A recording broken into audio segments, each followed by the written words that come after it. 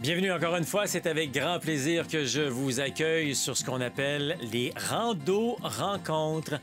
Un beau moment donc pour partager, échanger avec des passionnés de la rando. Dans le fond, j'aime beaucoup mettre à l'honneur non seulement les marcheurs, mais aussi leur aventure, que ce soit sur le chemin du Québec ou encore à Compostelle.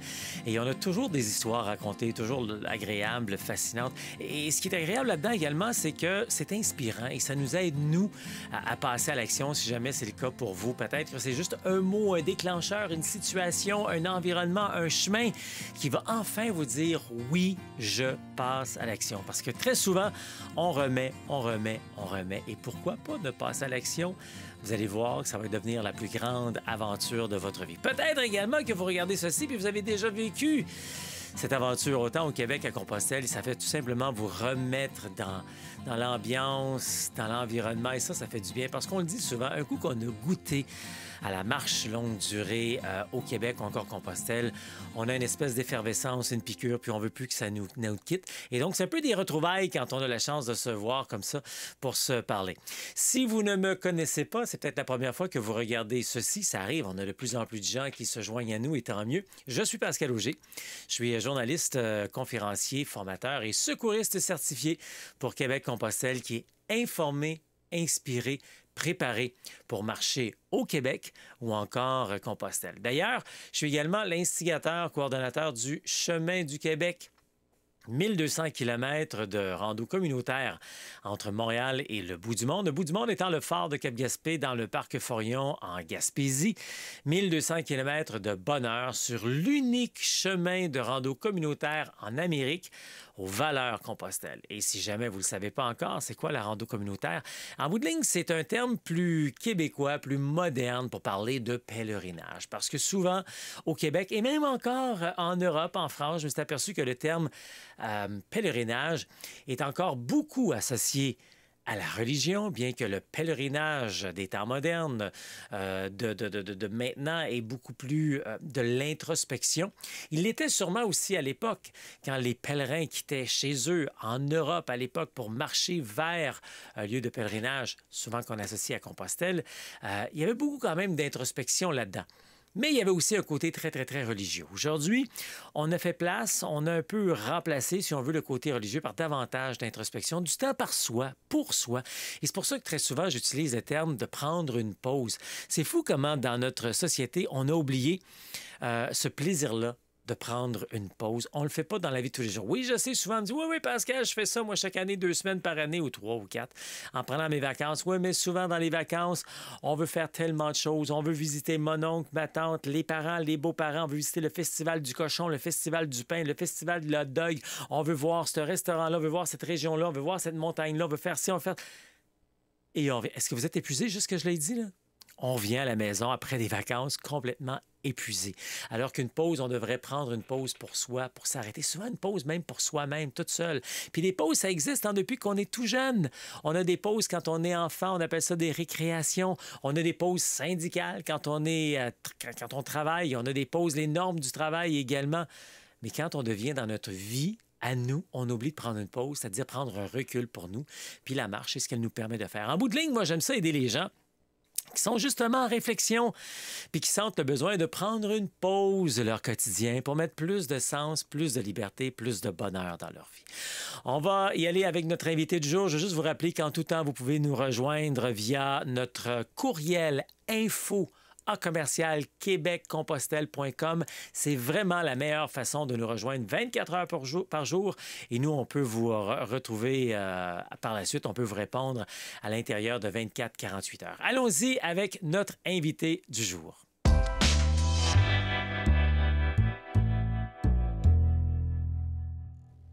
En direct de Lyon, j'ai le plaisir de revoir Hervé de Bresse, donc, qui est là. Bonjour Hervé.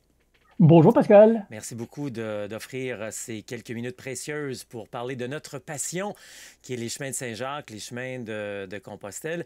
Hervé, tu as tellement un CV long que j'ai découvert la semaine dernière, mais aussi tantôt, quand tu me parles un peu de tes implications, je vais te laisser toi-même nous le faire découvrir. Mais avant, je vais juste mentionner qu'on se connaît parce que la semaine dernière, tous les deux, on a participé aux rencontres Saint-Jacques qui avaient lieu à Lyon. Donc, une journée de réflexion, de partage, d'échange sur des chemins en France, en amont du Puy, que j'ai eu le plaisir de visiter un peu. Pas assez, il va falloir que j'y retourne, ça c'est certain. Et puis donc, on s'est rencontrés à travers cette journée-là. Et parle-nous au départ de toi un petit peu, ton implication dont tu m'as décrit tantôt, avant qu'on parle plus concrètement des chemins français en amont du Puy et puis de tes expériences. Bah écoute, moi je suis venu sur Compostelle un petit peu par hasard, mais mon premier chemin, ça a été il y a 11 ans, je l'ai fait avec ma femme, et puis je me suis remis sur le chemin en 2021 quand je suis parti à la retraite. Et là, j'ai fait une toute expérience parce que je suis parti de bout en bout, c'est-à-dire que je suis parti de chez moi, j'ai claqué la porte et je suis parti. Et partir comme ça, 2 mois et demi, marcher, on n'est jamais seul, mais on fait des tas de découvertes, des tas de rencontres. Et cette expérience m'a quand même assez marqué, assez changé. Il y avait quelque chose qui a fait, pour te dire, c'est que quand je suis arrivé à 3 jours avant d'arriver à Compostelle, j'ai compris enfin pourquoi j'étais parti. Et ça, c'est extraordinaire. On part quelquefois sur Compostelle, on dit bon, bah oui, je vais marcher, ouais, c'est sympa, voilà. Et puis, il y a quand même des raisons profondes qui font qu'on arrive et qu'on est là-bas. C'est pas pour rien qu'on est là-bas. Mhm. Et donc, ça m'a un peu guéri de ce que j'avais apporté, voilà. Et donc, du coup, j'ai voulu rendre. Et d'une part, tous les ans depuis 2021, ben, je marche sur les chemins de Compostelle. Donc, j'ai fait la voie de Paris-Tours, Saint-Jean-Pied-de-Port, l'Espagne, Santiago, Lyon, le Puy-en-Velay, Santiago. Ensuite, je suis parti à la Via de la Plata depuis Séville. Ensuite, de Valencia, encore du côté de la Méditerranée, je traversais toute l'Espagne vers l'Atlantique. Et puis d'Arles, le chemin d'Arles, qui est le sud de la France aussi, qui est magnifique. Voilà, donc il y a des tas de chemins qui sont magnifiques. Et chemin de Compostelle, c'est très addict. Une fois qu'on est dessus, et ben on recommence. Et donc, tu es devenu un passionné du chemin tellement que tu as décidé de t'impliquer également. Et c'est un peu à ce titre-là Voilà, aussi qu'on se rencontre aujourd'hui. tout à fait, parce que en 2021, j'avais tellement reçu, je me dis, il faut que je rende. Et donc, il y avait une proposition de prendre la présidence de la délégation du Rhône. Et donc, j'ai répondu favorablement. Et du coup, il y a une trentaine de bénévoles qui sont très impliqués. J'ai la chance d'avoir une trentaine de bénévoles très impliqués qui sont enfin, on parlait tout à l'heure de tout ce qu'on fait, mais qui entretiennent les chemins, qui font de l'accueil jacquaire, qui font des guides, qui font des permanences d'animation également pour recevoir les pèlerins, etc. etc. Voilà. Donc, je suis en train de me montrer la carte là, rapidement. Toi, tu la vois pas, mais bon, je précise, là, on voit ici Lyon, puis juste qui est dans le département du Rhône. Donc, juste pour mieux préciser aussi, c'est vraiment de base, là, mais pour préciser que chez vous, en France, vous êtes divisé, je crois, en 96 départements, c'est bien ça? Oui, oui, oui, oui, oui. Et OK. les départements, en fait, c'était Napoléon qui avait créé ça. Il y avait des grandes villes et chaque ville était une préfecture et il fallait que chaque village soit à une journée de cheval de la préfecture. Donc Ouais. voilà pourquoi il y avait voilà, une centaine de départements. C'était pour que chaque petite personne puisse être rapidement dans une grande ville. Et si je peux vraiment mettre la base de la base pour les gens qui vont nous regarder et tout pour voir l'inverse, ce que vous appelez chez vous des départements, qui a sa structure gouvernementale, pour nous, ce serait une... Chez nous, on appelle ça des régions parce que c'est beaucoup plus petit. Un département, c'est beaucoup plus petit. Et puis, comme chez nous, la région de Montréal, la région de Québec, la région des Cantons de l'Est, la région de Montérégie. Donc, pour nous, ces régions, la Gaspésie, qui sont souvent grandes ou petites, ben, pour vous, ça ressemble un peu à un département. Et nous, l'inverse, ce que vous appelez une région, dans le fond, pour le Canada, on appellerait ça une province, finalement, parce que une D'accord. région, chez vous, ça comprend plusieurs départements. C'est bien ça, hein? Ouais, et puis qui ont une autonomie de gestion et c'est pour ça que la journée du 8 juillet, c'était l'occasion pour la région Ouais. de définir une politique globale pour, sur Compostelle, impliquant toutes les personnes qui interviennent sur ces chemins. C'est comme ça qu'on Donc, s'était rencontrés. ben justement, pendant que je remonte la carte, ce qu'on a fait, nous, cette journée-là, c'était la région Auvergne-Rhône-Alpes. Et donc, la carte que je vous montre, ça inclut tous ces départements, finalement. Et puis, dont on peut voir différents chemins en amont du puits. On va parler de ça parce que le puits est souvent cité comme un lieu de départ vers Compostelle de la France. Je pense que c'est le lieu le plus important, le plus imposant, le plus achalandé en France vers Compostelle. Mais moi, agréablement, j'ai découvert des trois variantes en amont du puits Oui, qui m'ont enchanté. Sans parler évidemment des trois autres grandes axes. Je pense que tu as mentionné un petit peu tantôt en France. Il y a celle de Paris ou de Tours, il y a celle de Vézelay, il y a celle de Arles également. Donc, dans le fond, ce que je suis en train de dire, là, c'est que c'est pas le chemin de Compostelle, c'est les chemins de Compostelle. Je l'entends tellement. Est-ce que ça t'arrive, toi aussi, en France, de te faire demander ça, des questions sur le chemin de Compostelle, où les gens en mais France bien ont compris sûr, qu'il y en avait plusieurs? mais bien sûr et quelquefois, j'ai eu des remarques, des gens qui m'ont dit: «Je voudrais faire le chemin authentique». Ah oui. Chemin authentique. Mais mon pauvre monsieur, chemin authentique, ceux qui ont fait les pèlerins en l'an 800, c'est pas du tout le chemin aujourd'hui. Même la voie du puits, c'est pas ça, parce qu'ils allaient d'auberge en auberge, d'abbaye en abbaye, donc ils zigzaguaient. Il n'y a pas de Ouais, ligne droite ouais. et avec des carnets de recommandations, des choses comme ça. Donc, par contre, les voies, on parlait tout à l'heure des grandes voies de pèlerinage en France, c'est donc Paris-Tours ou que ce soit Vézelay, Arles ou le Puy-en-Velay, c'était déjà des lieux de pèlerinage il y a longtemps. Et donc, de lieux de Mm. pèlerinage locaux sont devenus des points de départ vers le pèlerinage majeur vers Compostelle. Ouais. Et moi, je dis souvent, le lieu de départ de pèlerinage à Compostelle, c'est de partir de chez soi. Ben voilà.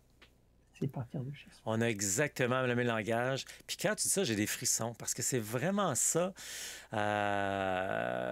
Oui. Puis vous avez ce privilège-là chez vous de partir de chez soi. J'ai déjà fait un petit quelque chose comme ça il y a quelques années quand j'ai fait le chemin portugais pour la première fois. Je suis parti de chez moi ici en Montérégie. Je pense que c'était déjà venu au Québec. Là, c'était à Saint-Jean-sur-Richelieu.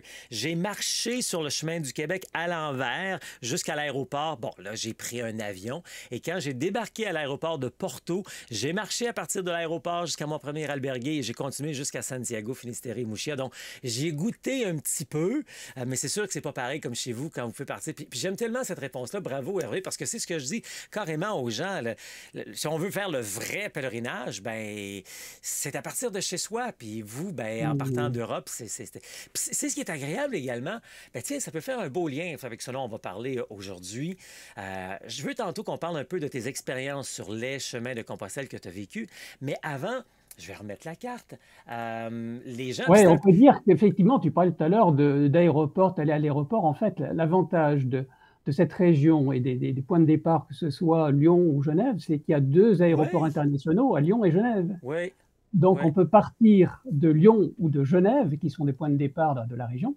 On peut partir de ces 2 villes avec son sac à dos et partir sur le chemin de Compostelle, comme tu as fait de Porto. Ouais.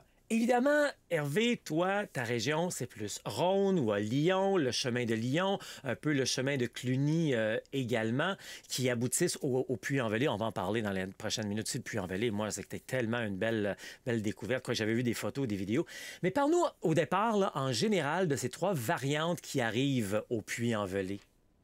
Ouais, tu as les 3 voies, donc et la voie de Cluny qui vient donc d'une grande tradition aussi chrétienne, puisque il y avait une basilique qui était de la taille de la basilique de Rome, de Saint-Pierre de Rome, et donc qui a été complètement démolie à 80%. Aujourd'hui, il n'en reste pas grand-chose, mais qui était un haut lieu de la chrétienté et qui est aujourd'hui un départ de pèlerinage.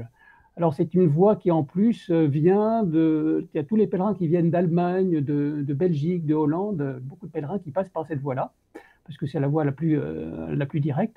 Et c'est une voie qui est très vallonnée, de forêts, qui est très variée, qui est très belle pour justement un paysage de moyenne montagne, forêt de sapins, forêt de feuillus, des lacs, voilà, avec des petits villages aussi. À la différence peut-être des deux autres voies de Lyon et la voie de Genève, Alors la voie de Genève, qui est beaucoup plus autour de la rivière, du Rhône, et puis il y a bien sûr des petits villages, mais la différence aussi, c'est que il y a des paysages très très variés sur cette voie de Genève et la voie de Lyon.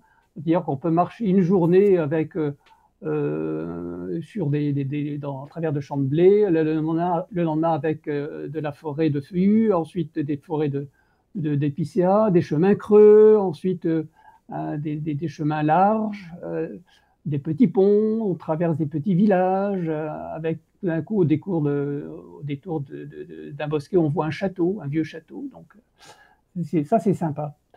Et voilà, donc trois voies qui ont leur propre caractère, mais qui se ressemblent surtout par la diversité des paysages rencontrés. Et les deux qu'on vient de parler, de Cluny et de Genève, sont environ 350 kilomètres, donc peut-être 3 semaines environ. Alors que Lyon, lui, c'est un peu plus court, peut-être plus accessible pour certaines personnes qui veulent faire un peu moins long. Ouais, ben, par exemple, c'est 8 jours. De Lyon à Aupuy-en-Velay, c'est 8 jours. Et voilà, on passe notamment, il y a la voie de Cluny et la voie de Lyon qui se rejoignent dans un petit village charmant qui s'appelle Saint-Georges-Hauteville. Et le maire que l'on connaît bien parce qu'on a négocié avec lui la reprise d'un gîte communal. Et donc ce gîte communal, c'est un tout petit village, hein, il y a 500 habitants à peu près, mais il faut voir comment il se démène pour donner vie à son village. Donc il a créé une petite épicerie participative, un commerce, et puis le gîte est en train de le rénover pour faire un vrai gîte d'accueil, et il nous a confié en délégation la gestion de ce gîte. Et donc, c'est nous proposons, l'association, nous proposons d'avril à octobre des couples d'hospitaliers qui viennent accueillir des pèlerins pendant une semaine. Donc, pendant toute cette période de pèlerinage, le pèlerin est assuré d'avoir un accueil digne d'un hospitalier qui a fait le chemin, donc en mode donativo, c'est-à-dire libre participation aux frais. Donc il y a le repas, donc le pèlerin prend le repas, ensuite ben, il y a un couchage qui est assuré, puis le petit déjeuner. Génial. Puis ça, c'est à quel endroit, celui-là? C'est Saint-Georges-Hauteville. OK, Et d'accord. il y a un autre gîte comme ça, c'est le gîte de Chavanay sur la voie de Genève, un peu en dessous aussi, qui est OK, dans la Loire, qui est OK, pas loin du Rhône aussi. Et là, c'est la même chose. OK. C'est un gîte qui fonctionne depuis 2 ans, celui de Chavanay. Là, Voilà. on parle de deux gîtes en particulier qui sont gérés par vous, l'association, mais il faut juste rassurer les gens qu'il y a des gîtes ou des lieux où ils peuvent dormir dans chacun des villages sur le chemin. Il y en a peut-être pas autant que le Camino Frances, et ça, c'est peut-être correct. Donc, ça fait en sorte que ces chemins-là, dans le fond, c'est ça, je veux dire, ces trois voies-là, ces trois chemins-là sont moins fréquentés, et ça fait partie du charme également. Oui, ben, ils sont moins fréquentés forcément. Et du coup, on a développé, comme c'était moins fréquenté, il y avait moins aussi de gîtes, d'albergués avec 30-40 couchages. Et donc, on a développé quelque chose de spécifique qui sont les accueils jacquaires. Les accueils jacquaires, c'est qu'on a sollicité 300 familles réparties sur les 300 chemins. Et ces familles accueillent, elles ont 2, 3 places. Alors, c'est souvent la chambre d'un enfant qui est parti. Donc, 2, 3 couchages. Et ils sont des personnes qui ont fait souvent le Camino et Wow. qui acceptent de faire cet accueil jacquard en mode donativo. Et donc ça, c'est très sympa parce que tous ceux qui sont passés par... alors moi-même, je suis accueil jacquard sur Lyon, et on accueille des pèlerins, donc c'est toujours des rencontres formidables. Donc bien sûr, la première chose, quand le pèlerin arrive, je lui dis, bienvenue, je t'attendais, viens prendre une bière. Ah. Donc il pose son sac et il vient prendre une bière. La première chose qu'on attend, c'est effectivement de boire une bière quand on arrive. Et voilà, c'est ça qui est sympa dans l'accueil jacquard, c'est qu'on tombe dans un accueil familial et avec des gens qui ont vécu le chemin. C'est vraiment agréable parce que ça donne plein d'idées finalement sur comment nous aussi on peut développer le chemin du Québec. Parce que bon, on a un petit peu moins d'expérience ou je dirais de vécu que Compostelle et surtout vous en France. Et puis cette idée d'accueil jacquard, on a souvent sur le chemin du Québec des endroits où on est accueilli par, on appelle les privés, les hébergements privés. Il y a des gens qui accueillent chez eux. Mais j'aime bien ce terme-là, puis que vous en avez trouvé dans chacune ou dans plusieurs des villages, des communes, des municipalités. C'est vraiment une très belle, très, très bien de pouvoir être reçu de cette manière-là. Parlons, avançons un peu. Ces trois variantes-là arrivent dans un grand village, une ville qui s'appelle Le Puy-en-Velay, qui j'avais déjà vu, entendu parler, les photos, les vidéos et tout. Mais c'est tellement impressionnant quand on arrive au puits. Qu'est-ce qu'on peut en dire de cet environnement? Ah, bah, le Puy-en-Velay, l'arrivée est formidable parce qu'en plus, tu as cette église qui est sur un piton, c'est un piton rocheux et qui s'appelle l'Aiguille, et tu as une statue de la Vierge et une église au sommet. En plus de la cathédrale, qui a une particularité, cette cathédrale, c'est que pour sortir, comme elle est bâtie aussi sur un promontoire qui est en pente, pour sortir de la cathédrale le matin, quand l'évêque nous envoie sur le chemin, il y a au milieu de la nef une porte qui s'ouvre comme un puits, et avec deux battants, la nef s'ouvre et il y a un escalier monumental qui descend vers le chemin et vers l'aventure. Et ça, c'est toujours très émouvant de voir ce départ dans le ventre de la cathédrale. On sort par le ventre de la cathédrale comme un accouchement. C'est extraordinaire. C'est spectaculaire. Je veux dire, moi, Ah oui, quand je suis arrivé au puits, j'arrivais de le village juste avant, en passant par le chemin Potignac. oui. Oui. Et puis déjà d'arriver, encore une fois, de rocher volcanique avec sa forteresse et de marcher quelques kilomètres et d'arriver et de voir justement cet autre rocher volcanique avec la cathédrale, ensuite voir la statue, ensuite voir le pignon de la cathédrale. C'est vrai. Puis je suis arrivé en plus dans une très belle journée. Il faisait un petit peu chaud aussi quand j'ai marché là. Mais puis le village, le lieu, la municipalité du Puy, il y a une belle énergie. On sent bien finalement au Puy. Ouais, ouais. Bah, c'est un peu comme à Saint-Jean-Pied-de-Port aussi, qui est une ville d'arrivée et de Ouais, départ. Saint-Jean-Pied-de-Port et Le Puy, c'est un peu ça. C'est une ville d'arrivée, mais aussi de départ. ouais. Et tu as tous les matins, à partir du mois de mai, tu as 100 à 200 pèlerins qui partent le matin. Donc c'est énorme. Le temps passe tellement vite, Hervé. On pourrait parler pendant des heures, je pense, mais on se dirige vers la fin. Qu'est-ce que j'ai pas posé comme question ou que tu aurais le goût de nous mentionner sur les chemins, la France, votre association? Je t'écoute, à toi, le champ Là, libre. peut-être la particularité de ce qu'on a développé aussi dans l'association et à Lyon en particulier, c'est les permanences d'accueil des candidats au pèlerinage. Et donc, on fait ça 2 fois par mois. Et donc, on essaie de faire, bien sûr, de la publicité pour que les gens viennent à notre association, qui ne partent pas, ils n'achètent pas leurs crédentials sur Internet, parce que ça, c'est ballot, mais qui viennent à la permanence pour se rendre compte ce qu'est aujourd'hui d'être pèlerin.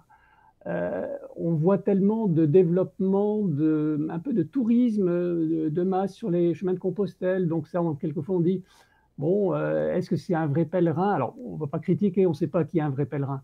Mais on essaie de faire la promotion de ce qu'est un vrai pèlerin, enfin un pèlerin aujourd'hui. Et pour nous, on essaie de tester, voir s'il y a dans la démarche un peu de simplicité, de frugalité, d'humilité, de recherche aussi de lâcher prise, de providence. Donc, c'est des choses aussi qu'on essaie de tester et qu'on donne aux candidats pèlerins, parce que c'est dans cet esprit-là, il me semble qu'il faut partir quand on est pèlerin, être ouvert aux autres, ouvert à l'imprévu, ouvert à des choses qui sont, on dit souvent que le touriste exige et que le pèlerin remercie. Mais c'est un peu de cette disposition d'esprit que l'on est. Et donc, voilà, être pèlerin aujourd'hui, c'est un peu tout ça. Et chacun marche avec son rythme, hein. Il y en a qui marchent 5 km, d'autres 30 km. Il y en a qui ont des gros sacs, puis d'autres des tout petits sacs, et puis qui font porter leur valise parce qu'ils ne peuvent pas porter. Bon, très bien. Mais il y a une démarche quand même derrière ça et qu'on essaie de trouver et de promouvoir voilà, Ouais. à travers ces permanences d'accueil.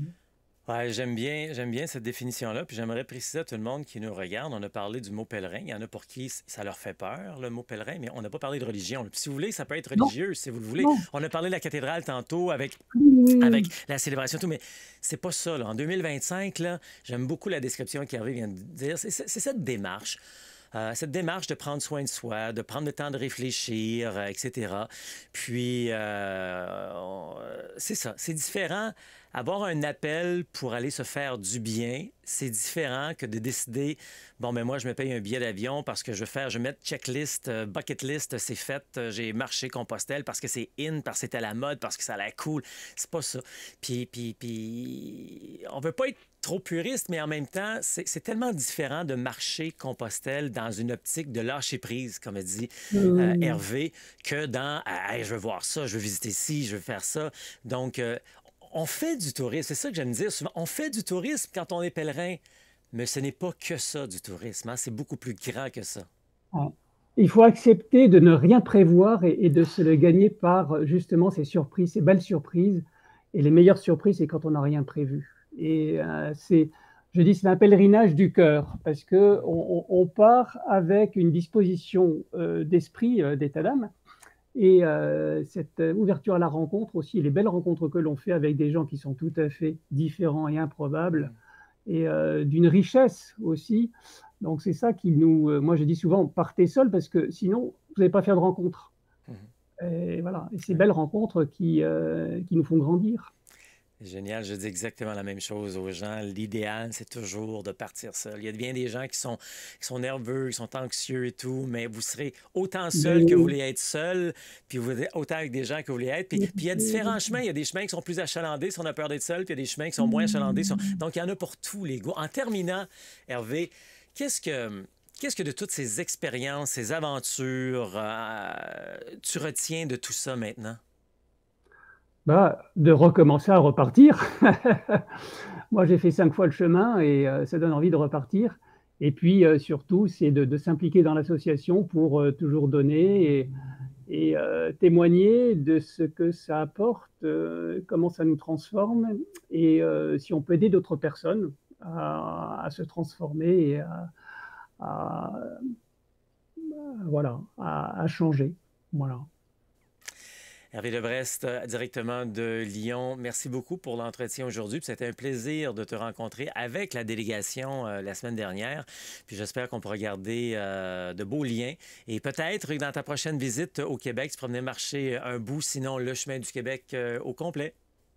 Eh bien, avec grand plaisir, Pascal. C'est un plaisir aussi de t'avoir. À bientôt.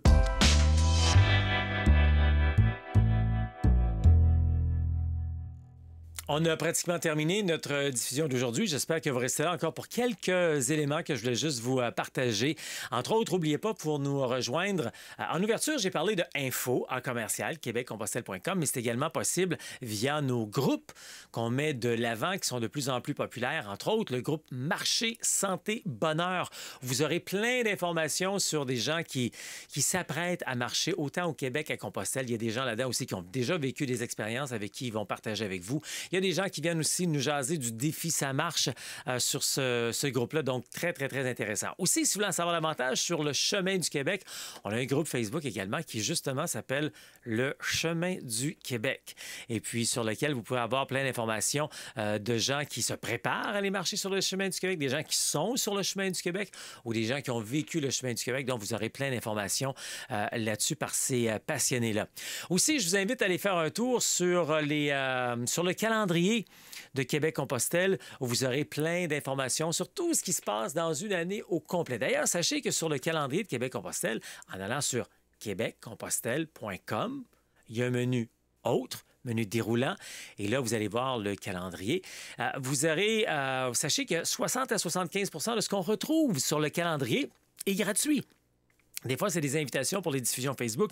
Des fois, c'est les blogs. Des fois, c'est les podcasts. Des fois, c'est les invitations pour ces conférences, entrevues, donc, que l'on fait chaque vendredi. Donc, 60 à 75 de ce qui est sur le calendrier est gratuit. Il y a plein d'autres invitations également pour des week-ends préparation rando, des randos séjours au Québec, des aventures à Compostelle, des randos initiation retrouvailles.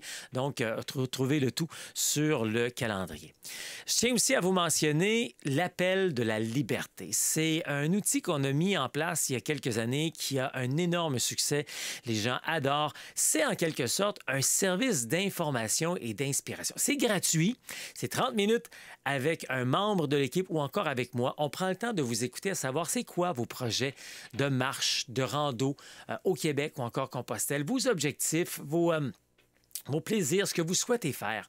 On écoute donc vos volontés, vos vœux là-dessus. Et après ça, on vous fait penser c'est quoi les éléments clés, les éléments forts qu'il ne faut pas oublier quand on veut faire ce genre d'aventure-là, c'est-à-dire être bien informé, bien inspiré, bien préparé. On va vous montrer des photos, également des PDF. Vous pourrez les prendre en photo également, ces documents-là, ou encore en sauve-écran pour vous en servir. Et par la suite, si vous voulez, avec votre permission, on va vous montrer comment on peut vous aider à passer à l'action pour réaliser ce grand rêve, finalement. Donc, on va vous montrer comment nous, on aide les gens via différents outils qui sont possibles par Québec et Compostelle. Donc, l'idée là-dedans, c'est toujours de vous donner tous les outils nécessaires pour réussir votre expérience.